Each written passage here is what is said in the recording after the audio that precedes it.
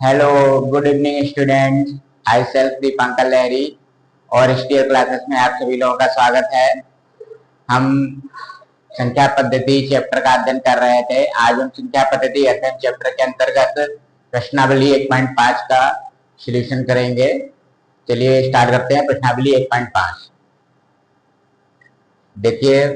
प्रश्नावली 1.5 का पहला प्रश्न है, परिमेय तथा परिमेय संख्या बताइए। ठीक है, तो इसमें 5 परिमेय संख्या दी गई, 5 संख्याएं दी गई हैं और ये संख्या परिमेय है अपरिमेय आपको बताना है। तो हम पहली संख्या लेते हैं 2 माइनस रूट 5। ठीक है, तो इसमें हम लोग देख रहे हैं कि रूट 5 जो है वो एक रूट 5 जो है वो एक अपरिमेय संख्या है। यह पहले से जानते हैं। तो जब एक परिमेय संख्या से परिमेय संख्या से एक अपरिमेय संख्या घटाई जाती है तो कौन सी अपरिमेय संख्या ही प्राप्त होती है। तो क्या होगा बेटा, 2 माइनस रूट 5 क्या हो जाएगा, अपरिमेय।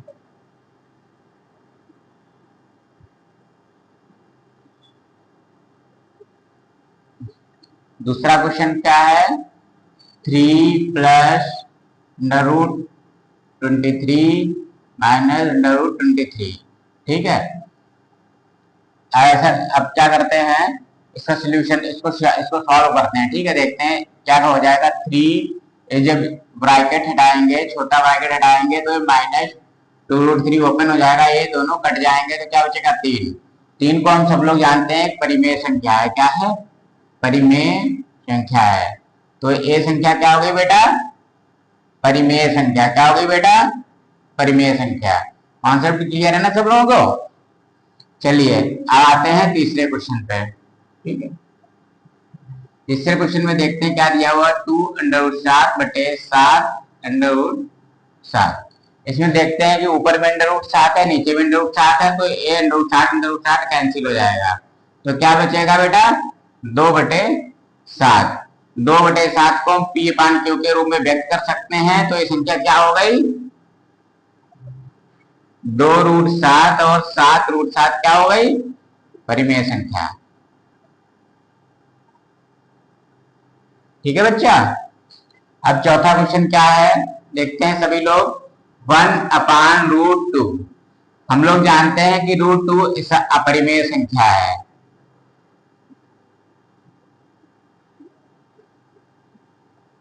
और जब एक को अपरिमेय संख्या से भाग दिया जाएगा तो हमको अपरिमेय संख्या ही प्राप्त होगी। अतः इससे सिद्ध होता है क्या संख्या है, अपरिमेय। क्या हो जाएगी बेटा, अपरिमेय हो जाएगी। अब आते हैं 5वें प्रश्न पे।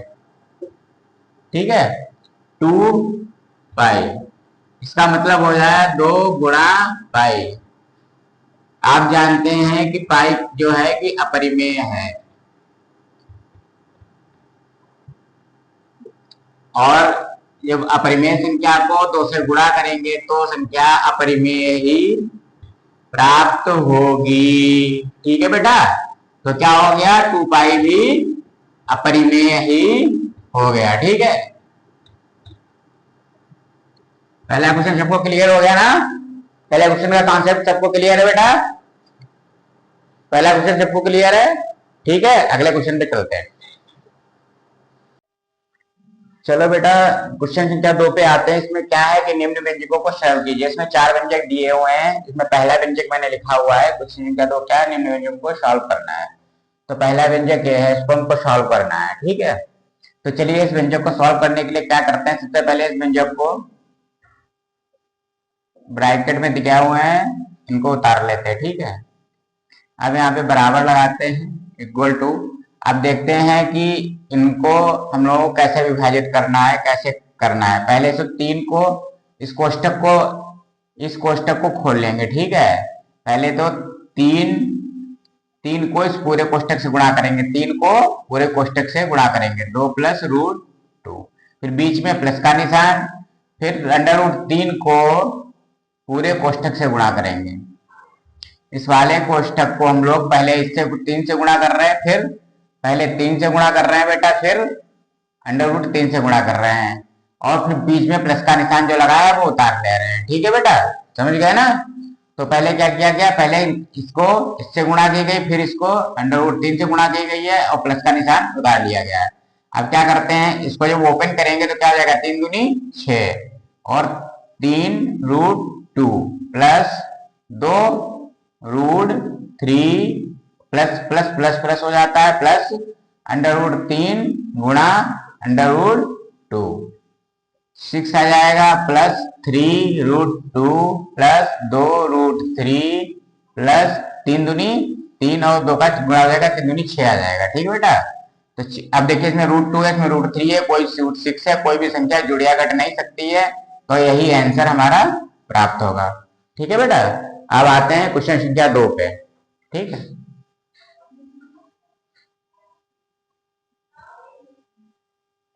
क्वेश्चन संख्या 2 है 3 प्लस √3 माइनस √3।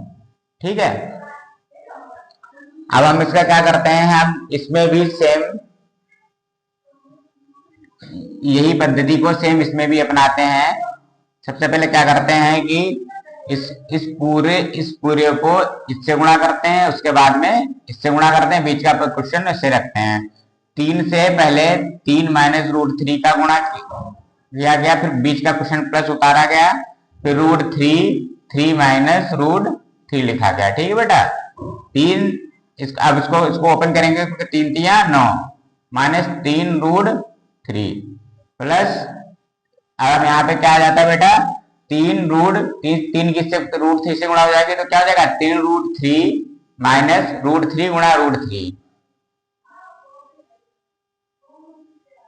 9 आ गया बेटा। ये देखिए 3√3 प्लस का है, ये माइनस का है, दोनों एक दूसरे से कैंसिल हो जाएंगे। ठीक है, ये यहाँ पे माइनस का चिन्ह लगा लिया, अंडर √3 गुणा 3 आ जाएगी। ठीक है, लास्ट में बेटा क्या बचेगा, 6। अब आते हैं हम लोग क्वेश्चन संख्या 3 पे। ठीक है,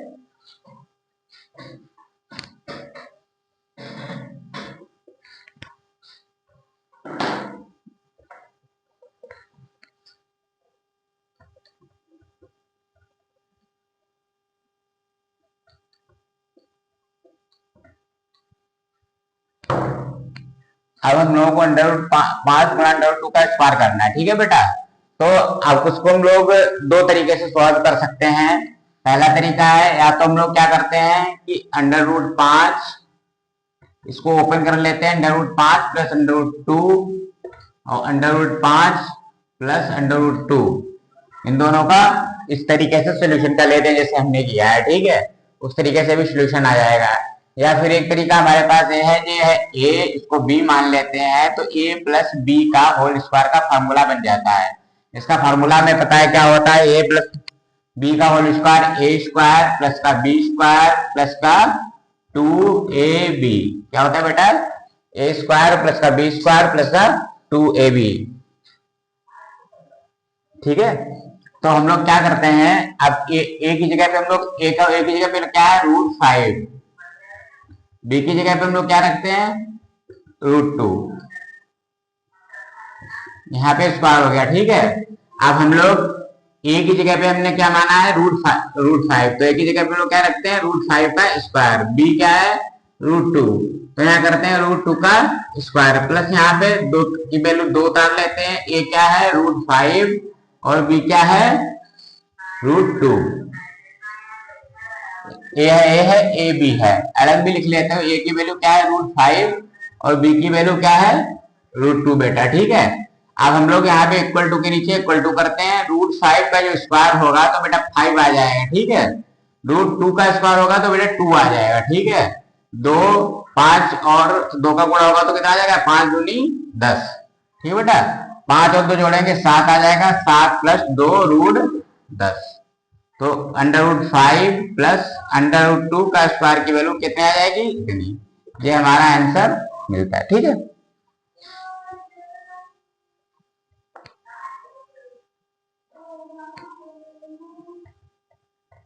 अब चौथा क्वेश्चन का सॉल्यूशन करते हैं। चौथा क्वेश्चन क्या है बेटा, लिख लेते हैं। √5 माइनस √2 √5 प्लस का √2।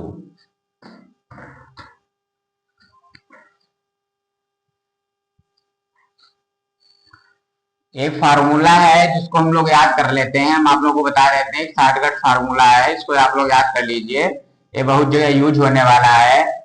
√a प्लस √b ब्रैकेट का √a माइनस √b बराबर a माइनस का b। ये वेरी इंपॉर्टेंट है, इसको सब लोग नोट कर लीजिए, ठीक है बेटा। अब देखते हैं हम लोग यहाँ पे क्या होता है। ये देखिए यहाँ पे इसको a से प्रति 5 यहाँ पे क्या है a और 2 क्या है b, ठीक है, ये हो गया। तो इस वैल्यू को हम लोग इस वैल्यू में रखते हैं √5 √5। देखिए बेटा ये फार्मूला है, इस फार्मूला को इधर उल्टा लिख लेते हैं, √a माइनस √b। अगर इसको इधर कर देते हैं और इसको √a प्लस √b कर देते हैं तो उसके ऊपर कोई फर्क नहीं पड़ने वाला है, ठीक है। अब देखिए सेम इसका इक्वल फार्मूला बन गया है, ठीक है। अब यहाँ पे हम लोग एक ही जगह पे 5 √ और इसको माइनस √2 लिख सकते हैं, ठीक है। इसको √5 और इसको √2 लिख सकते हैं, ठीक है। तो हम लोग a माइनस b कर देंगे। a यहाँ पे क्या है 5 और b की वैल्यू क्या है बेटा 2। 5 में से 2 का कितने बचे 3, ठीक है। ये हमको आंसर मिल जाता है, तो इसका आंसर हम लोगों को क्या मिल गया 3, ठीक है बेटा। तो क्वेश्चन संख्या 2 सॉल्व हो गया। अब हम लोग क्वेश्चन संख्या 3 पे आते हैं।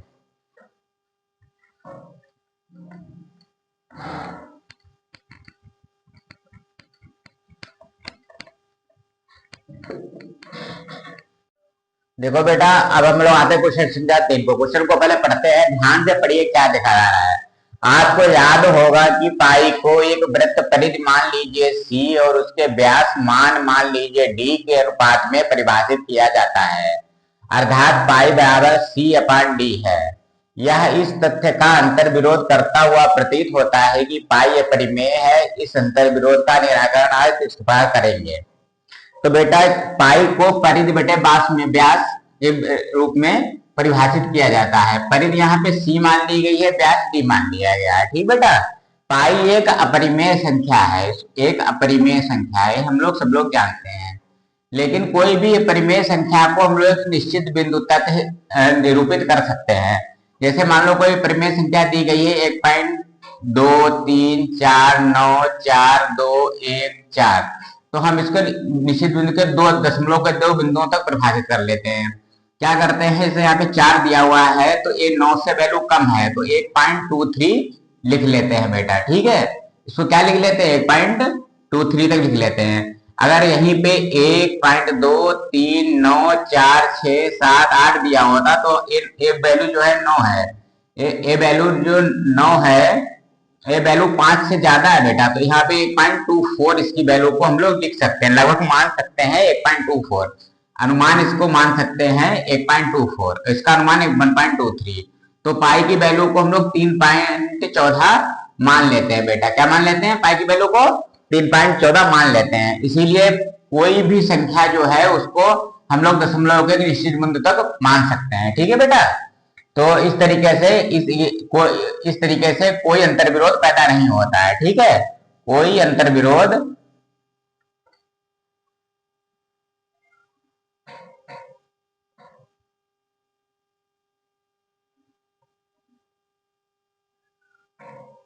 नहीं है, ठीक।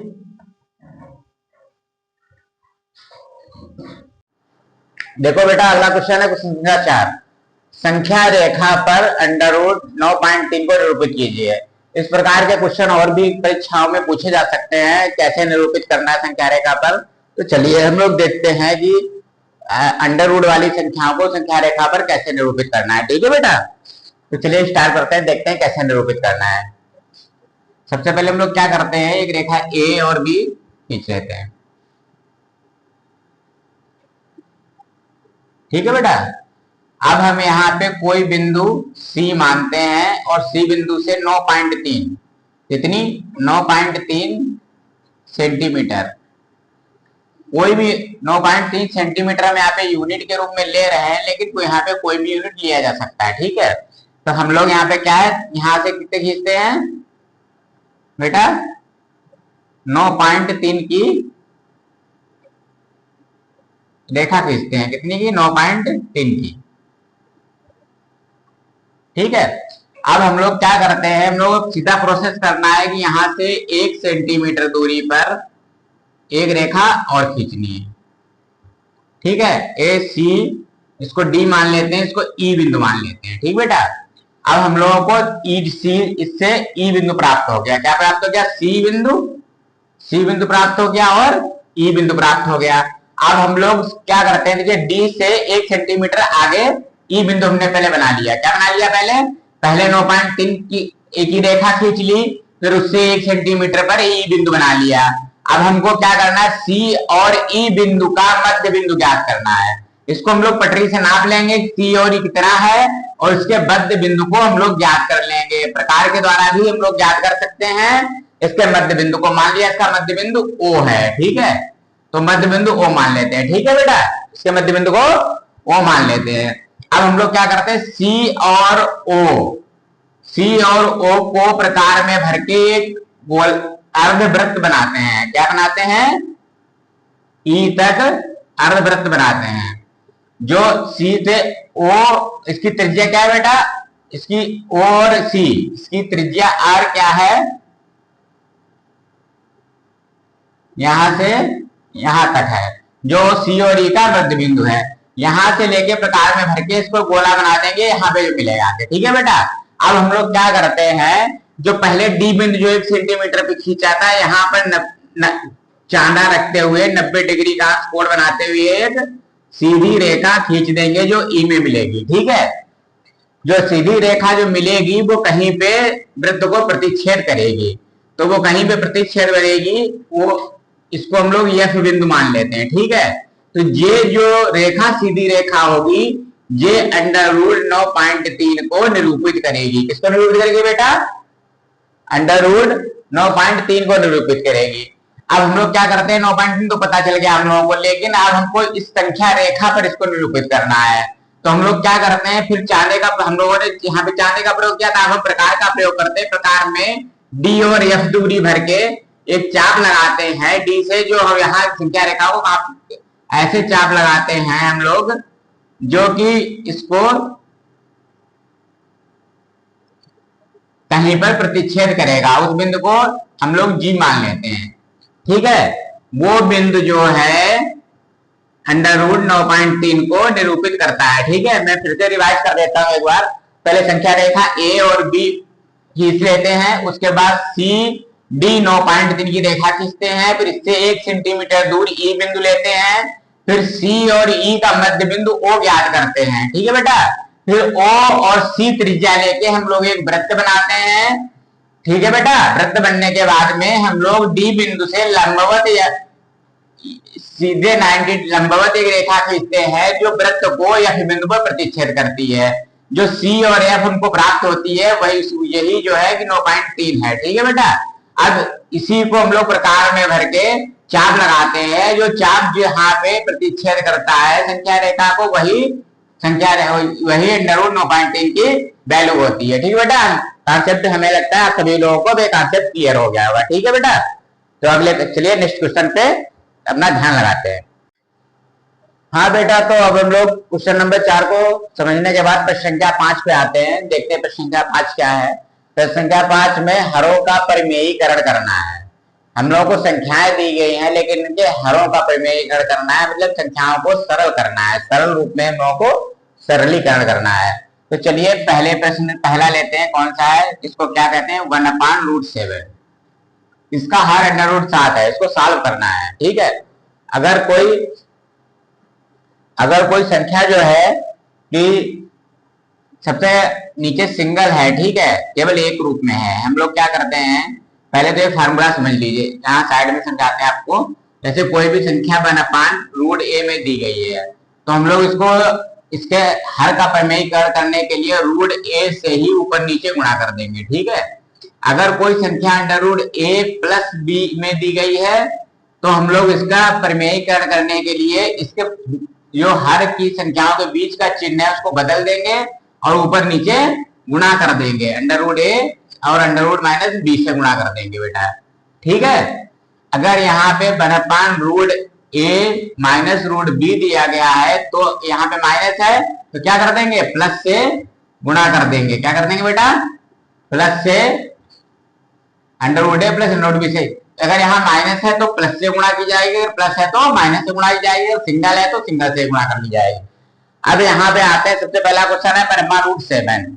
ये क्या है बेटा, आपने देखा कि सिंगल है, इसमें कोई अंडर रूट ए के रूप में है तो ऊपर नीचे अंडर रूट 7 से हम लोग गुणा कर लेते हैं। इसमें क्या कर लेते हैं, ऊपर नीचे अंडर रूट 7 से गुणा कर लेते हैं तो ऊपर क्या आ जाएगा अंडर रूट 7 और नीचे अंडर रूट 7 की गुणा होगी तो क्या होगा, 7 प्राप्त होगा बेटा। ठीक है, ये हमारा आंसर हो गया है।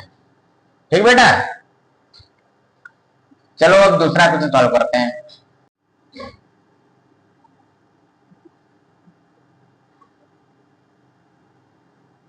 देखिए बेटा, अब दूसरा क्वेश्चन है बनपान रूट 7 माइनस रूट 6।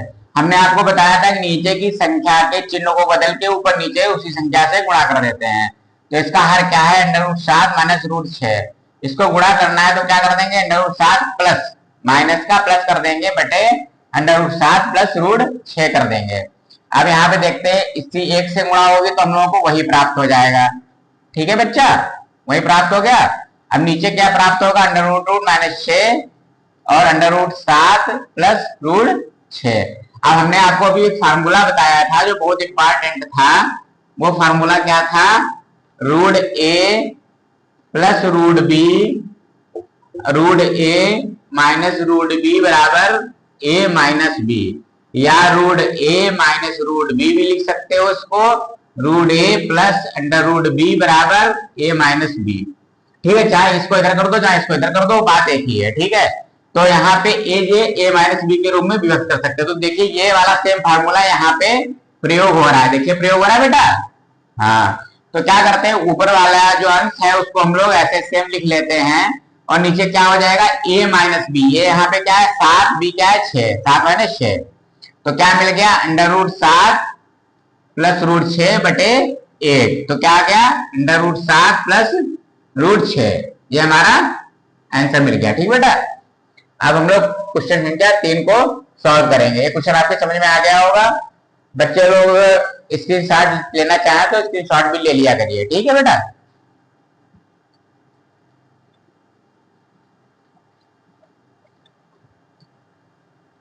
अब आते हैं प्रश्न संख्या 3 पे। 3 है 1/, under root 5 plus under root 2। हमने भी क्या सीखा था कि उसी संख्या के चिन्ह को बदल के ऊपर नीचे हर के संख्या के बीच में जो चिन्ह होता है उसी को बदल के ऊपर नीचे गुणा कर देते हैं। तो क्या करेंगे, इसमें प्लस है तो इसमें माइनस कर देंगे बेटा। ठीक है, क्या करेंगे, प्लस है तो माइनस से ऊपर नीचे गुणा कर देंगे। ठीक है, अब माइनस से गुणा करने पे हमको क्या मिलता है, under root 5 minus under root 2। ठीक है, नीचे हम लोगों ने देखा क्या मिल गया, हम लोगों को under root 5 plus under root 2 और क्या मिल गया, अंडर रूट 5 माइनस रूट 2। यहाँ पे 1 से गुणा होगी वही आ जाएगा, वही same formula, under root a plus under root B, under root a minus under root b बराबर ए माइनस बी। ठीक है, तो यहाँ पे क्या under root A under root B under root A under root minus B. तो यहाँ पे क्या हो जाएगा, सीधा सीधा ए माइनस बी। तो 5 माइनस 2 तो क्या हो जाएगा बेटा, under root 5 minus under root 2 बटे 3। ये हमको आंसर मिल जाएगा। ठीक है बेटा, अगला क्वेश्चन पे आते हैं।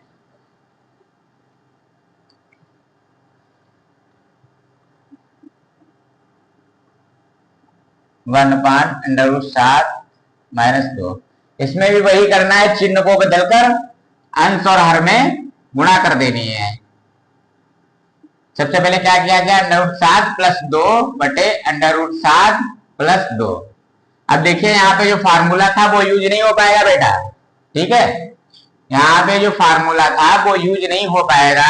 तो हम लोग क्या करते हैं, पहले एक से इसकी गुणा कर लेते हैं। एक से इसकी गुणा करेंगे तो क्या मिलेगा, अंडर रूट 7 प्लस 2 बटे √7 - 2 √7 + 2। अब हम लोग इसका क्या करते हैं, नीचे वाले हर को अलग लिख लेते हैं। √7 - 2 √7 + 2। ठीक है। अगर हम लोग इसको ए है, ए इसको बी मान लें तो a - b, a + b। तो हम लोग देखते हैं कि a + b और a - b का एक हम लोगों ने फार्मूला पढ़ा था, a² - b²। क्या होता है बेटा, a² - b²। तो यहाँ पे क्या है, √7 + 2 और यहाँ पे क्या है, √7 - 2। तो क्या होगा, a का स्क्वायर √7 का स्क्वायर बेटा, और b की जगह पे क्या रखेगा, 2 का स्क्वायर हो जाएगा। ठीक है। तो क्या आ गया, 7 का स्क्वायर करेंगे √ का तो 7 ही आ जाएगा, 2 का स्क्वायर करेंगे तो 2 दूना 4 हो जाएगा। 7 में से 1 गया, 3 बचा। क्या सोल्यूशन हो गया बेटा, 3। तो √7 + 2 इसका सोल्यूशन क्या आ गया, 3। ये इसका आंसर हो गया। ठीक है। ये वाला फार्मूला बहुत इंपॉर्टेंट है, याद कर लीजिए, ये बहुत जगह पे यूज होता है। ठीक है। इसका एक दूसरा भी तीन को प्राप्त करने का दूसरा भी तरीका था, √7 - 2 और √7 + 2। ठीक है। इसकी गुणा भी कर सकते थे हम लोग ओपन करके, जैसे √7, पहले इसकी √7 से गुणा करिए, √7 + 2। ठीक है। फिर माइनस का चिन्ह लगाइए, फिर इसकी 2 से गुणा करिए, तो √7 + 2। ठीक है बेटा। √7 का इससे गुणा करेंगे तो 7 आ जाएगा, इसकी 2 से गुणा करेंगे तो 2√7 आ जाएगा। ये माइनस का चिन्ह लगाए तो 2 √-7 आ जाएगा, ये 2 दूना 4, ये माइनस का 4 आ जाएगा। ये प्लस का √2√7 है, माइनस का √7 कट गया, 7 - 4 बचा। ठीक है बेटा। तो कितना बचा, 3। ये थोड़ा सा लेंथी हो जाता है, डायरेक्ट फार्मूला है, a² - b² में रख के हमको 3 प्राप्त हो जाएगा। तो ठीक है बेटा, हम लोगों को क्वेश्चन संख्या 5 का कॉन्सेप्ट क्लियर हो गया। अब हम लोग ये प्रश्नावली 1.5 कंप्लीट हो गई है। ठीक है। अब हम इसके आगे कुछ नियम को समझते हैं, उसके बाद हम प्रश्नावली 1.6 को कल सॉल्व करेंगे, लेकिन अभी कुछ नियम जो इंपॉर्टेंट है उनको हम आपको इसको रब करने के बाद बताते हैं। देखिए बेटा, ये वास्तविक संख्याओं के लिए घातांक के कुछ नियम है। वास्तविक संख्याओं के लिए घातांक के जो नियम है, जो प्रश्नावली 1.6 को हल करने के लिए में जरूरत पड़ेगी। ये प्रश्नावली 1.6 समाप्त हो चुकी है। ठीक है। तो इसके लिए प्रश्नावली 1.6 को सॉल्व करने के लिए कुछ नियम है जो घातांक के हम सीख लेते हैं। चलिए, पहला नियम क्या है, a की पावर m, a की घात n, तो क्या हो जाएगा, a की घातें अगर संख्या समान है तो घातें जुड़ जाती हैं। इसका एक एग्जाम्पल हम लोग ले लेते हैं, जैसे 2 की पावर 3 और गुणा 2 की पावर 4। तो क्या हो जाएगा बेटा, 2 की पावर 3 + 4 बराबर 2 की पावर 7। ठीक, समझ गए आप लोग। अब दूसरा क्या है, अगर a की पावर m है और फिर उसकी भी पावर n दी गई है, तो हम लोग a की पावर m n को एक साथ लिख सकते हैं। एग्जाम्पल से हम लोग समझते हैं, जैसे 2 की पावर दी गई है 4 और फिर 4 की पावर भी दी गई है 3। तो क्या हम लोग कर सकते हैं, 2 की पावर को 4 × 3 भी लिख सकते हैं। तो क्या हो गया, 2 4 × 12। ठीक बेटा, ऐसा लिख सकते हैं। अगला क्या है, अगर a की पावर m बटे a की पावर n दी गई है, तो a की पावर को m - n के रूप में लिख सकते हैं। एग्जाम्पल लेते हैं, क्या करते हैं, जैसे 2 की पावर दिया गया है, 2 की पावर 5 दिया गया है और 2 की पावर 3 दिया गया है। संख्या समान होनी चाहिए सभी में, देखिए संख्या समान है, इसमें भी संख्या समान है। तो 2 की 2 से भी 2 है, वो भी 2 है, संख्या समान होनी चाहिए। देखिए संख्या ही समान, अगर संख्या अलग अलग है तो नहीं होगा। संख्या समान है तो क्या करते हैं, m - n हो जाता है, इस घात से इस घात को घटा दिया जाएगा, 2 5 - 3 हो जाएगा। तो क्या आ जाएगा, 2 की पावर 2 बराबर 4 आ जाएगा। क्या आ जाएगा बेटा, 2 की पावर 2 बराबर 4। अब हम समझते हैं, अगर a की पावर m और b की पावर n, तो a और b की दोनों की पावर m हो सकती है। यहाँ पे संख्याएं अलग अलग है लेकिन पावर समान है। अब इसका एग्जाम्पल देख लेते हैं, जैसे 2 की पावर 3 दी हुई है, ठीक है, और 5 की पावर 3 दी गई है गुणा। ठीक है। तो 2 की पावर 3 है, 5 की पावर 3 है, तो इसको हम लोग सम्मिलित रूप से 2 × 5 की पावर 3 लिख सकते हैं। उत्तर बराबर ही आएगा। आप करके देख लीजिए, 2 की पावर 3 का उत्तर 8 आ जाएगा, 5 की आ जाएगा 125 आ जाएगा बेटा। इसका क्या आ जाएगा, 10 10 की पावर 3 आ जाएगा बेटा। ठीक है, ठीक है बेटा। इसको हम लोग क्या लिख लेंगे, 1000 वैल्यू आ जाएगी और इसकी भी वैल्यू 1000 हम लोगों को प्राप्त हो जाएगी। ठीक है बेटा, ये देखिए इसकी वैल्यू 1000, इसकी वैल्यू 1000 प्राप्त हो जाएगी, तो इससे सिद्ध होता है। तो ये 4 नियम है जो अगले 1.6 चैप्टर को, जो प्रश्नावली है 1.6 को सॉल्व करने के लिए बहुत ज्यादा इंपॉर्टेंट है। तो ठीक है बेटा, आज का सेशन हम यहीं पे समाप्त करते हैं, और जो है कि एक्सरसाइज 1.6 हम अगले वीडियो में अपलोड करूंगा मैं। तब तक के लिए आप सभी लोगों को बहुत बहुत शुभकामनाएं, और आप सभी लोग इसका रिवीजन करते रहिए, और प्लीज कमेंट अवश्य करिए, सब्सक्राइब करिए। Thank you, bye bye, take care.